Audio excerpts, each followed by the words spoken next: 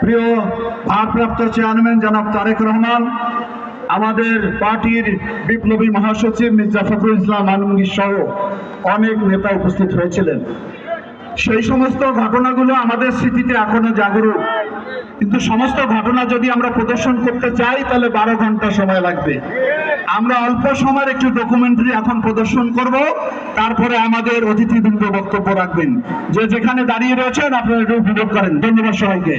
আর ওই সামনের পতাকাগুলো নামিয়ে রাখেন ডিসপ্লে যাতে দেখা যায়।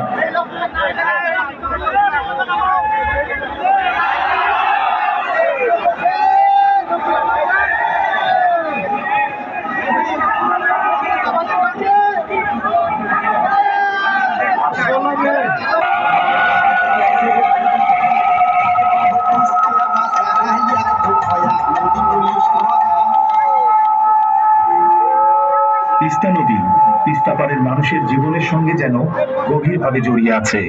এই অঞ্চলে কৃষি, অর্থনীতি, জীবনধারা সবকিছুতে রয়েছে তিস্তা নদীর গভীর প্রভাব। কিন্তু পড়শি দেশ ভারতের একতরফা পানি প্রত্যাহারের কারণে তিস্তা হারিয়েছে তার স্বাভাবিক গতি প্রকৃতি। একদিকে শুষ্ক মৌসুমে পানির অভাবে ধুধু বালুচর, অন্যদিকে ভরা বর্ষায় বন্যার প্রকোপে তলিয়ে যায় ঘর বাড়ি, ক্ষেত খামার। আবার প্রতি বছর নদী ভাঙনে এখানকার মানুষ হারায় তার বসত ভিটা, জমিজিরাত। আর এই সমস্যা সমাধানে তিস্তা মহাপরিকল্পনা বাস্তবায়নের কোনো বিকল্প নেই। কিন্তু বারবার উদ্যোগ নেওয়া হলেও আলোর মুখ দেখেনি এই প্রকল্প। তবে তিস্তা পাড়ের মানুষ আর বসে থাকবে না। পানির ন্যায্য হিস্সা এবং মেগা প্রকল্প বাস্তবায়নের দাবিতে এবার জেগে উঠেছে এই অঞ্চলের লাখো মানুষ।